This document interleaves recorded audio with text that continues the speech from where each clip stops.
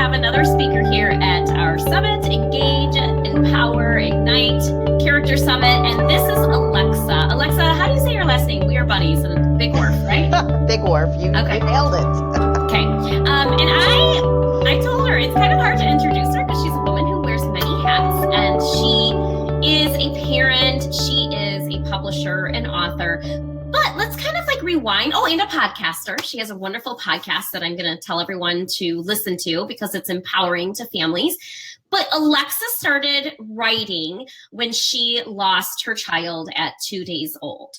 Her child passed away at 2 days old, and she has since then been an advocate for families, and she wrote a book that she gives away for grieving families, and she has just really built a business around empowering and helping others through these difficult situations. So welcome. Do you want to add anything to your intro? Actually, as summaries go, that was a really nice little summary, because I feel like everything that I do, even though I have like 3 different businesses going on, comes back to that support element and trying to help people through difficult times. And advocacy is just one of them. Yeah. And that's something that I love in our friendship, is that you do go above and beyond to help others. So I'm thrilled to have you here today. And actually today you're talking about something that I don't have any other speakers talking about. And I think something that's really important for us as parents and educators too. But we are going to have you talk about being an advocate for your child. And so we're going to jump right in. And I want you to explain to me, what does that mean? What are we talking about, advocacy? So, okay. This has come to us unfortunately, from 2 fronts throughout the last few years. As you mentioned, when my daughters were born, she was actually an identical twin, and they suffered from a syndrome called twin-to-twin transfusion syndrome. And it affects identical twins. They don't share the placenta equally. Anyway, without going into all the medical details, I had to start doing a lot of research on the syndrome and what it meant for them and what their odds of survival were and what would happen in our future. And I think whenever you have a medically frail children, you kind of naturally, you have no choice but to fall into a role of parent advocate. But what I didn't realize, having had 2 very healthy children before that, was how many systems there are to advocate for them in. We had to learn entirely new worlds of information, and it was challenging, and it was difficult and overwhelming. But in terms of like, we had to the one passed away, which was unfortunate. The other one spent 3 months, 84 days in the NICU. She wound up needing every kind of therapy you can ever imagine. She wound up having surgeries.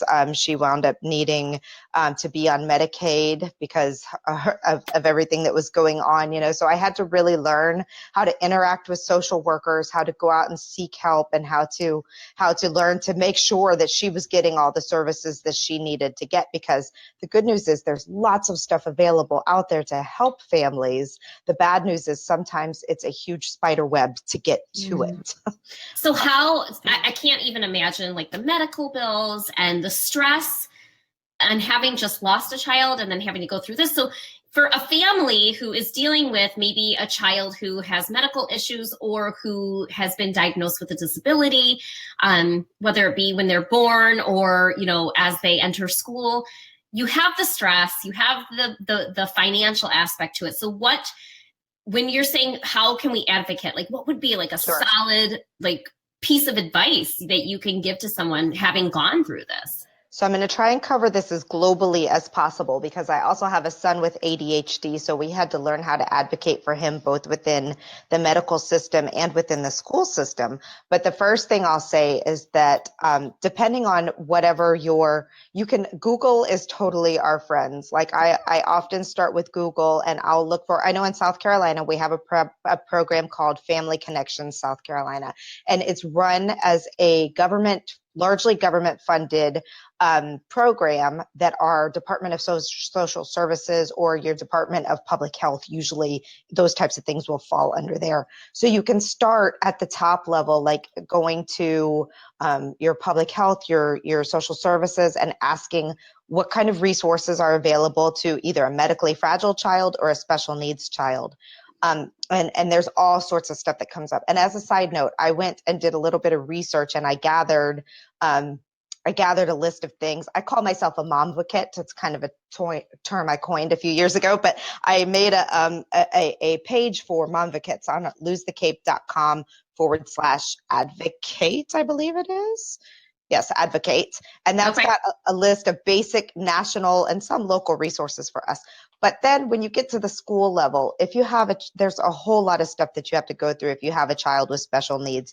We wound up, my son was getting farther and farther behind, and it was obvious that he wasn't behaving like other children. So I started off by talking to his teachers, talking to his pediatrician, and we wound up having him tested.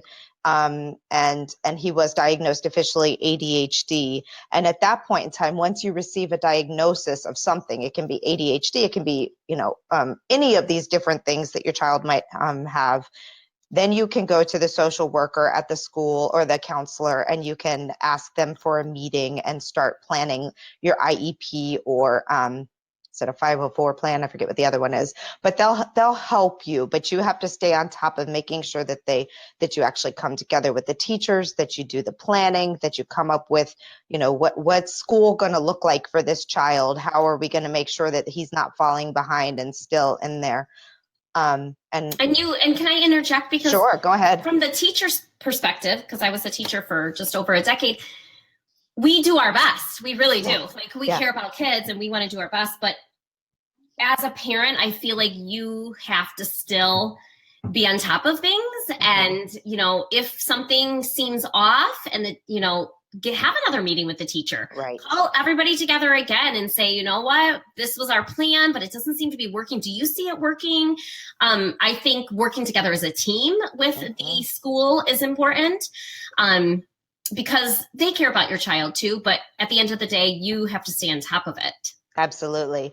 And the interesting thing is that, there's so much research out there. And again, I go back to Google and I just start looking up things like, I know there's a lot of research going into the impact of sleep, for example, on children's behavior and their ability to learn, on their diet and nutrition. And it turns out, we found out that little boys in particular need like tons more protein for their little brains than little girls do. And sometimes they can start having ADHD-like symptoms if they're, surprise, surprise, eating too much sugar and not getting enough protein. So I started doing research like this too, and then trying to work with the teachers to come up with potentially different plans. Like for us, my son is super motivated by his Xbox time on the weekends.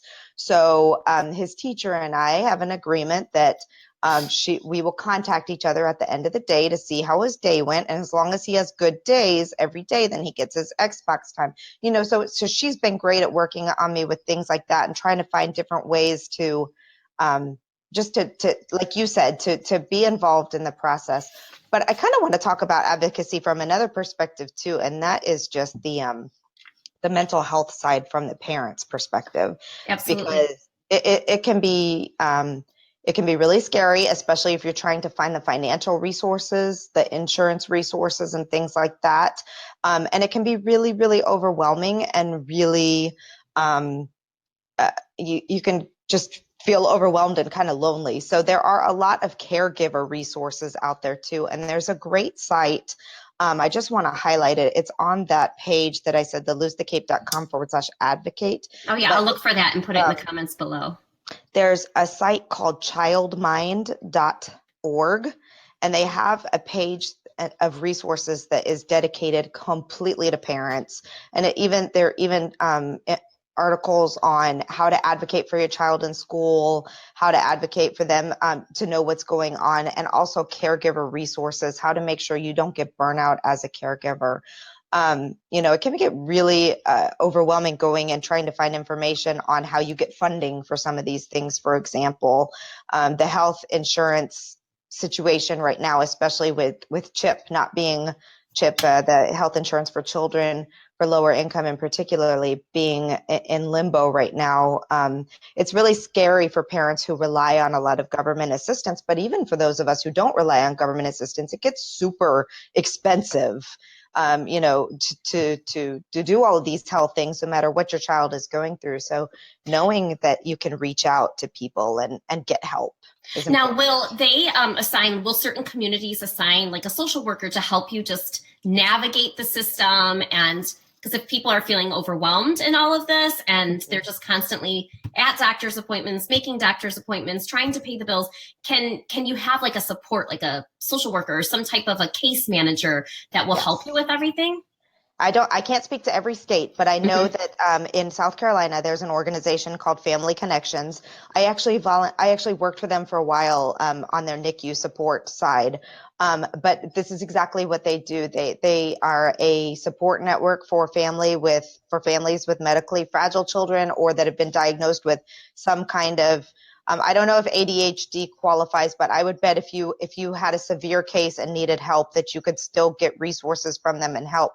Again, I think to find an organization like that, start with your public health department and ask them if they have an organization that helps support families with medically fragile or parents that need extra support and resources. And they actually will assign you a case manager, a social worker, if you need a parent volunteer who's been through the same situation Wow. as you have, and things like that that are really, really helpful. If you're having problems getting your Medicaid or your SSI benefits or anything like that filed, they'll help you through that process. And So what I'm the, hearing you say is don't, if you feel alone, there may be somebody out there to help you. Just exactly. amazing. And as far as being a caregiver, just being a mother of three children and just having regular doctor's appointments Yeah. and well visits, that's enough. But then to have like several different specialists that I know a lot of children with disabilities and special needs have can get overwhelming. So I think Yeah. to remember that as a caregiver that you might need some time for you and that you might need support too. Were you Absolutely. ever part of like a support group yourself? So I have not like joined an actual support group with respect to this particular topic. However, I have found other moms that have children with ADHD and online through Facebook. Actually, one of the authors that I published, her name is Heather LaRosse. She just wrote a fantastic memoir called Just Tell Me I'm Pretty. And it's about raising her two boys. And one of them is very ADHD and kind of the emotional challenges and all the challenges that she went through with all of that. So if you are a parent who needs to feel that community and like, oh yes, somebody else gets it, that's a great book. But reaching out and finding other places where parents hang out with these things and just saying, hey, is this normal? Am I totally losing my mind? Or just sharing a story. I blog about it and people would comment and say, oh my gosh, that's my life too. You're not And alone. And you're not alone, exactly. And even just having somebody else say, you know what, your son is not the only son who takes 45 minutes to put on two socks and makes you want to pull your hair out every morning. you're like, thank Yes, you. exactly.